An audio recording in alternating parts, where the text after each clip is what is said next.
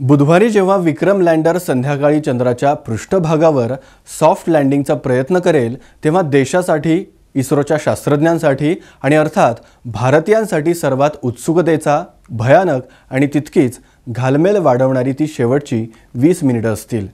भारताचे चंद्रयान-3 चंद्राच्या दक्षिण ध्रुवावर रोवरसह विक्रम लँडरला सॉफ्ट लँड करण्याचा प्रयत्न करून इतिहास रचण्यासाठी आता सज्ज आहे।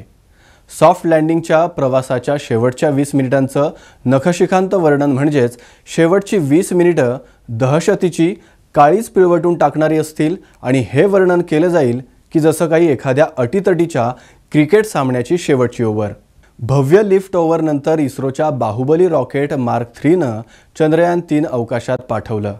1 ऑगस्ट रोजी चंद्रयान-3 त्याच्या 3.84 लाख किलोमीटर प्रवासात चंद्राच्या दिशेनं झेपावलं।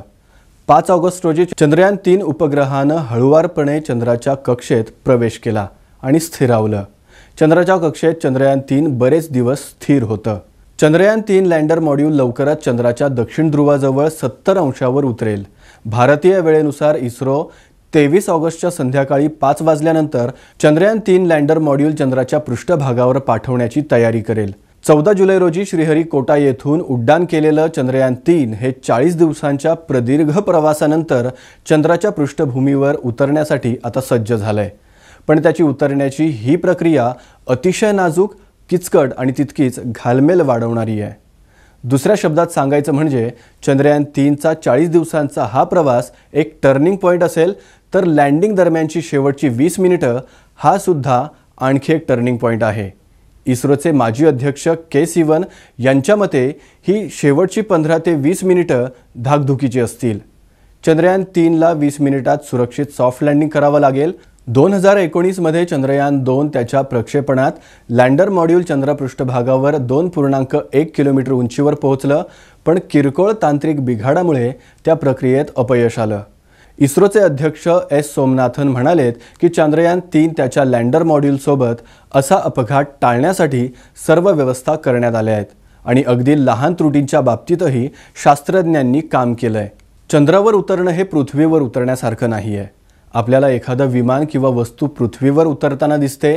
विमान उंचीवरून हळूहळू पुढे आणि खाली सरकतं आणि धावपट्टीवरून उतरतं। विमानातून उडी मारणारे स्कायडायव्हर्स पॅराशूटच्या सहाय्याने सुरक्षितपणे जमिनीवर उतरतात। पृथ्वीवर शक्य असलेल्या या दोन्ही प्रक्रिया चंद्रावर शक्य होत नाहीत। याचं कारण म्हणजे चंद्रावर वायुमंडल म्हणजेच हवा नाहीये। त्यामुळे हवेत उडून किंवा पॅराशूटच्या सहाय्याने लँडर उतरवणं शक्य होत नाही। त्यामुळे न्यूटनच्या गतीच्या 3ऱ्या नियमानुसार लँडर चंद्राच्या पृष्ठभागावर उतरला पाहिजे।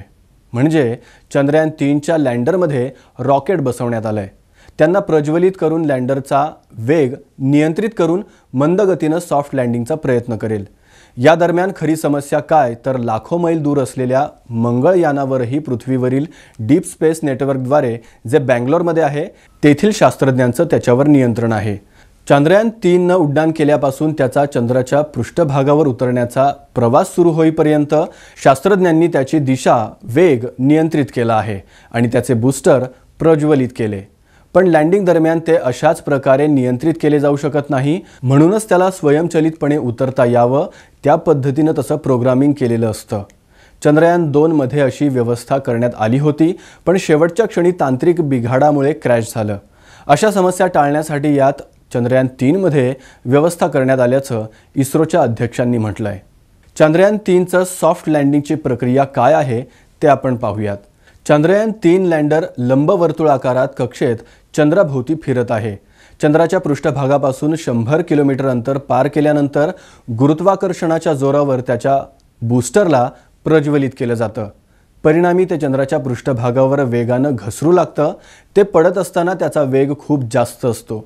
पृथ्वीवरून चंद्रावर रेडिओ सिग्नल पाठवण्यासाठी जवळपास 1.3 सेकंद लागतात। त्याच सिग्नलला पुन्हा जमिनीवर पाठवण्यासाठी 1.3 सेकंद लागतात। म्हणजेच ते पूर्ण होण्यासाठी जवळपास 2.5 सेकंद लागतात। म्हणजे ताशी 100 किलोमीटर वेगानं चंद्रावर पडणाऱ्या लँडरला नियंत्रित करण्यासाठी 2.5 सेकंद लागतात। त्यामुळे हे काही व्यावहारिक काम नाहीये। म्हणूनच लँडर स्वतः निर्णय घेतो आणि खाली उतरतो। अशा प्रयत्नांमध्ये सर्व काही तांत्रिकदृष्ट्या योग्यच असलं पाहिजे, नाहीतर अगदी लहान कारणामुळे अडचण निर्माण होऊ शकते।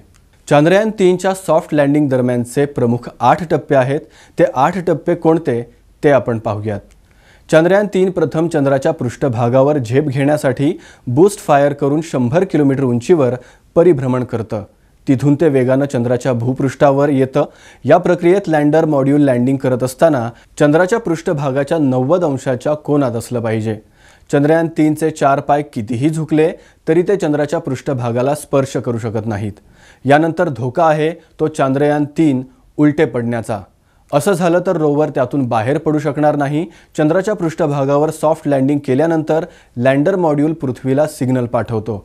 थोड्या वेळानं त्याला बसवलेला रॅम्प उघडतो।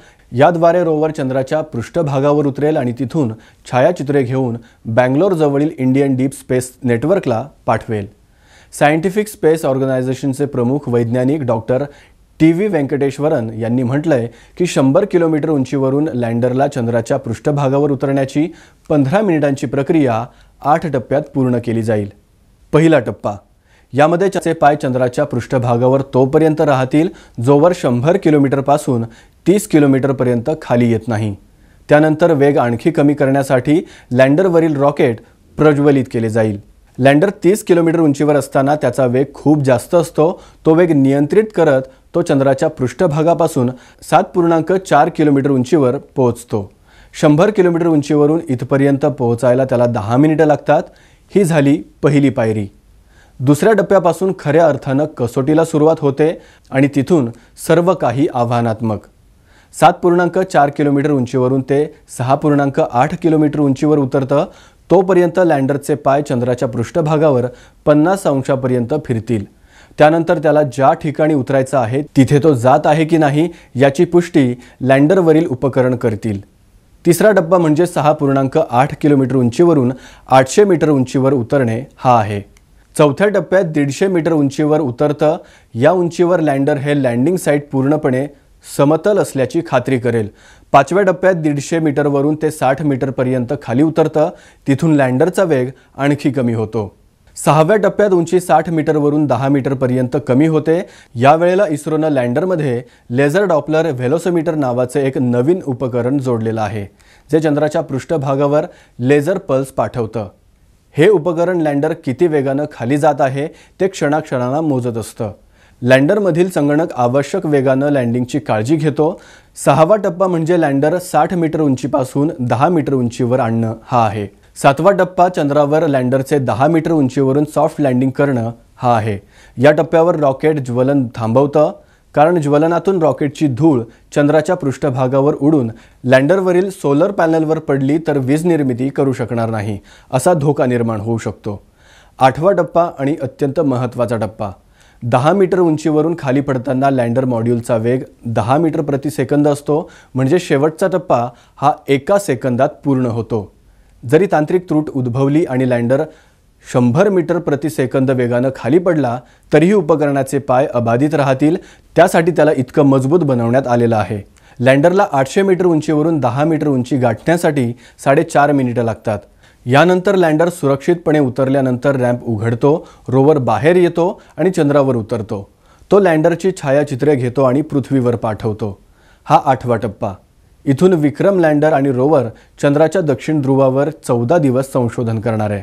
चंद्रयान 3च्या सॉफ्ट लँडिंगच्या संदर्भातील 8 महत्त्वाचे टप्पे तुम्हाला कसे वाटले हे नक्की कळवा। बघत राहा गोवन वार्ता लाईव्ह।